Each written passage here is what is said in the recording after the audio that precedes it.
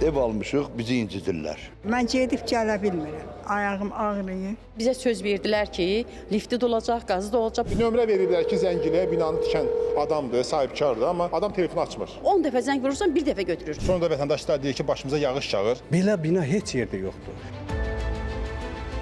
2021-ci ilin əvvəllərində Mehdiyabadın mərkəzində bir 5 mərtəbəli binanın tikintisinə başlanılır və sakinlərə də vəd verilir ki, mənzil alın və çox keçməyəcək, təxminən bir il ərzində girib yaşayacaqsınız.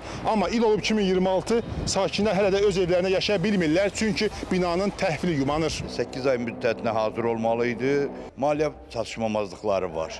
Bürüzə vermirlər, bizi aldadırlar, verilən vədlərə əməl eləmirlər. Lift yoxdur, qaz yoxdur. Bir balaca həyətyanı sahəsi var, oranı satıblar kiməsə yalan bəhanə ellər, ofis olacaq. Saymırlar, zəng də vururuq hətta Nadir müəllimin özünə. Deyir ki, çox səsimizi çıxardarsan, o evi də sənin əlinə alıb ataram bayra. Neçənci mərtəbə qalxasınız indi? 5-ci. Kömək elə zəhmət olmasa bibiyə. Çünki mən baxıram ki, 5-ci mərtəbəyə tək qalxmaq bir də çətin olacaq.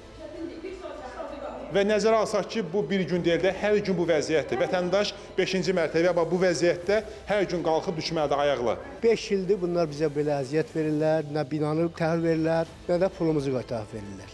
Pul lazım deyil, niyə lazım deyil? 5 il bundan qabaq mən buna 85 min pul vermişəm. İndi o mənə 85 minə mən ev ala bilərəm, yox. Ancaq söz verirlər. Bu aya ancaq sentyabra, oktyabra. Təxminən 4 il əvvəl təhvil verilməli olan binanın damındakı vəziyyətə baxın. Sonra da vətəndaşlar deyir ki, başımıza yağış yağır. Belə olanda yağış yağacaq da. Ev təhvil verəsən, evin damı bu gündə, bərbad gündə. Yağış yağdı, birbaşa insanların başındadır. Bina təhvil vermişdi, cəmaət yaşayır, işığı var, suyu var. Yox, siz ona yaşamağı deyirsiniz. Yox, evləri hazır deyil, yoxdur. Binanın vəziyyətindən xəbəriniz var ümumiyyətlə. Siz ona hazır deyirsiniz. Siz deyirsiniz bina hazırdır, amma binada vətəndaşlar deyirlər ki, yağış yağan kimi bütün yağışın suları evin içindədir. Xəbəriniz var? Yəni siz deyirsiniz, mən gedib yaxınlaşıb baxaram. Görünən odur ki, düşdüyünüz binadan xəbəriniz yoxdur. Ona görə vətəndaşların da problemindən xəbəriniz yoxdur. Adamlar böyük pullar veriblər, ev alıblar ki, bir xoşbəxt yaşasınlar orada. Amma mən o baxdım orada, müşahidə elədim, orada heç bir xoşbəxtlik yoxdur.